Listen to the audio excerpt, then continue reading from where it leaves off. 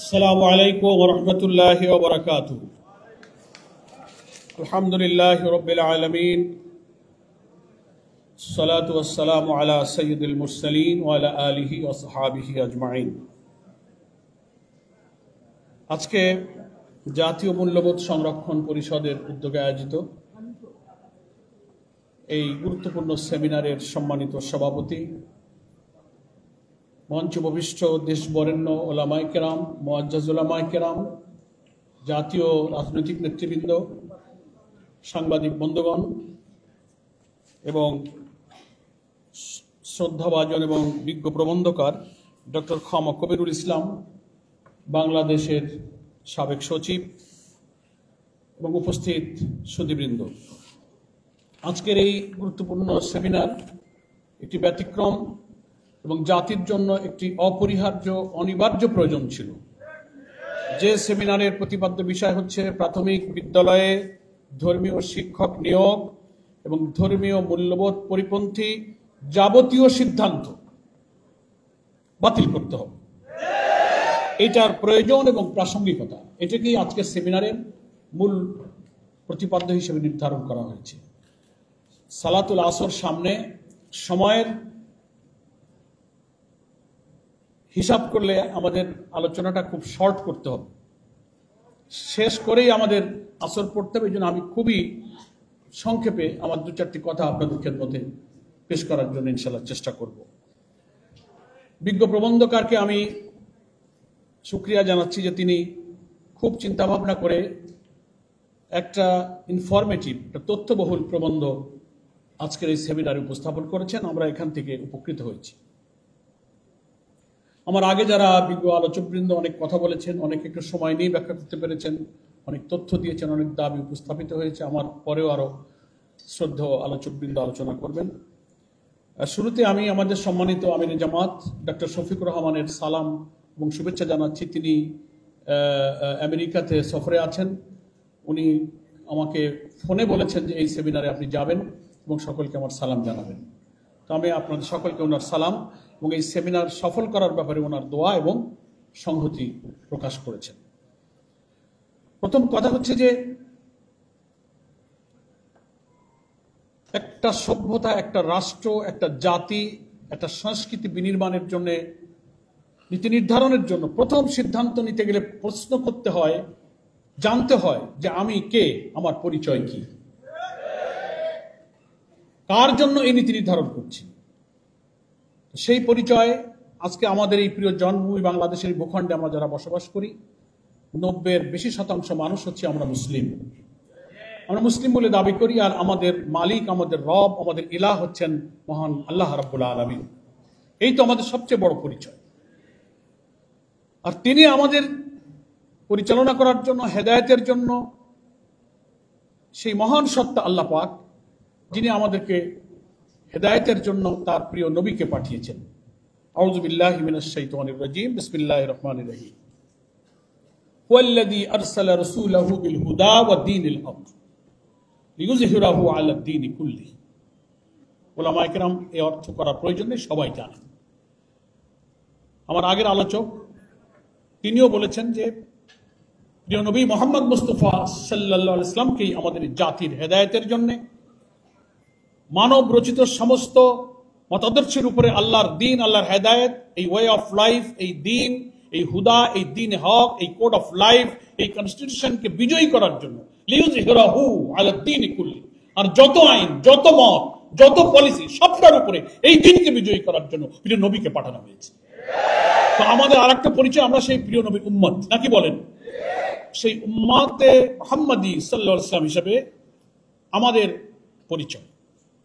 এখন শিক্ষার ব্যাপারে তাহলে আমাদের প্রিয় নবী নিজেই পরিচয় দিয়ে বলছেন, হাদিসের বর্ণনা উলামায়ে কেরামের সব জানা আছে, সময় কম। আল্লাহ রাসূল সাল্লাল্লাহু আলাইহি ওয়াসাল্লাম নিজে বলছেন যে আমাকে তোমাদের মাঝে শিক্ষক হিসেবে প্রেরণ করা হয়েছে। He is our teacher. আর শিক্ষকের কাজ কি? শিক্ষা দেওয়া। আল্লাহর নবী আবার হাদিস শরীফের মধ্যে শিক্ষার উদ্দেশ্য বলেছেন, শিক্ষার উদ্দেশ্য হচ্ছে মানুষের আখলাককে তৈরি করা, চরিত্রকে তৈরি করা, মোরালিটি, ভ্যালুজ, যেটাকে বলা হচ্ছে মূল্যবোধ সংরক্ষণ। আজকে যে পরিষদ হয়েছে, মানুষের চরিত্রে জীবনের মধ্যে জন্য একটা চরিত্র, একটা নৈতিকতা, একটা মোরালিটি, একটা ভ্যালুস সে ধারণ করতে পারে। এটা হচ্ছে শিক্ষার উদ্দেশ্য। অনেক দার্শনিকরা শিক্ষার অনেক ব্যাখ্যা দিয়েছেন। একজন দার্শনিক বলেছেন, education is the harmonious development of body, mind and soul. তিনটা জিনিসের সমন্বিত উন্নয়নকে শিক্ষা বলা হয়েছে: মানুষের দেহ, মানুষের আত্মা এবং মানুষের মন। এবং এই সমন্বিত উন্নয়ন রয়েছে আল্লাহর পক্ষ থেকে নাজিলকৃত কেতাব, প্রিয় নবীর সুন্নাহর ভিত্তিতে। যে শিক্ষা প্রজন্মের আখলাক এবং চরিত্রকে তৈরি করার জন্য বাস্তবায়ন করা যাবে, তার মধ্যেই রয়েছে মানুষের দেহ, মন আর আত্মার সমন্বয়। এখন দাবি করা হচ্ছে যে প্রাথমিক স্কুলের শিক্ষক নিয়োগের প্রশ্নটা আজকে আনতে হলো কেন? কত বড় দুর্ভাগ্য! আমি একটা ছোট্ট উদাহরণ দিই। বিশাল ইমারত, আপনি 10 তলা 8 তলা মাল্টি স্টেট বিল্ডিং করবেন, 50 তলা করবেন, তার যে ফাউন্ডেশন, তার যে ভিত্তি, যেটার উপরে বিল্ডিং দাঁড়িয়ে থাকে, ওই ইট যদি, আমাদের গ্রামে বলে আমা ইট, গুনে ধরা ইট, পচা ইট দিয়ে যদি বহুতল ভবনের ভিত্তি নির্মাণ করেন, আর ওই বিল্ডিং এর উপরে আপনি যত টাইলস বসান, ডিস্টেম্পার করেন, এসি সহ নানান সাজ সরঞ্জাম সান শওকত করেন, ফাউন্ডেশন যদি দুর্বল হয়, গুনে ধরা হয়, উইপকায় খেয়ে যায়, পচা ইট হয়, একদিন ধপাস করে ওই বিল্ডিং পড়ে যাবে। জাতি নামক এই বিল্ডিং, এই সভ্যতা নামক এই বিল্ডিং এর নির্মাণের পেছনে আছে প্রাথমিক বিদ্যালয়ে অধ্যয়নরত 2 কোটি শিশু। এরা হচ্ছে আমাদের ফাউন্ডার, তারাই হচ্ছে আমাদের ফাউন্ডার অফ দি নেশন, এই জাতির, এই সভ্যতার ফাউন্ডেশন। এখন সেই ভিত্তিকে নষ্ট করার জন্য আপনি বিজাতীয় শিক্ষা, ওয়েস্টার্ন কালচার, সেকুলারিজম আর নানান কথার নামে আপনি ইনক্লুসিভ বলবেন, রেইনবো বলবেন, প্লুরালিজম বলবেন, ট্রান্সজেন্ডার বলবেন।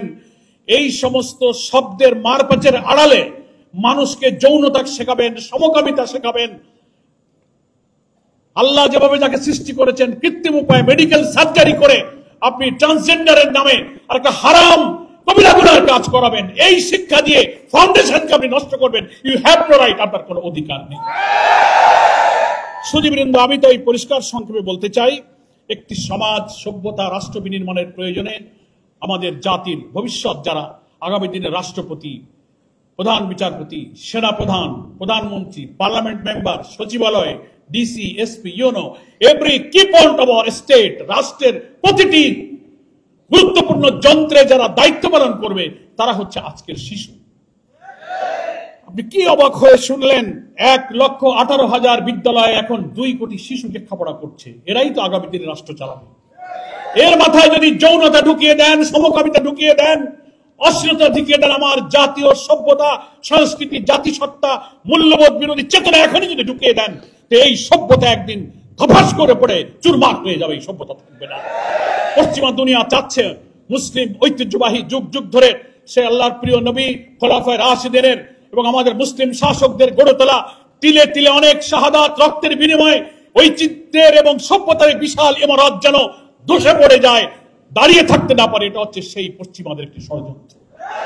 আমার সংক্ষেপ কথা হলো, আজকের এই জাতীয় মূল্যবোধ সংরক্ষণ পরিষদের যে প্রতিপাদ্য বিষয় নিয়ে সেমিনার, এটা অত্যন্ত সময়োপযোগী, যথার্থ এবং যৌক্তিক। অবিলম্বে আজকে প্রধান খন্দকার, সরকারের সাবেক সচিব যদি আশ্বস্ত করেছেন যে প্রজ্ঞাপনটা জারি করা হয়েছিল সেটা উজ্জ্বল করার জন্য আইন মন্ত্রণালয় বিবেচনাধীন আছে।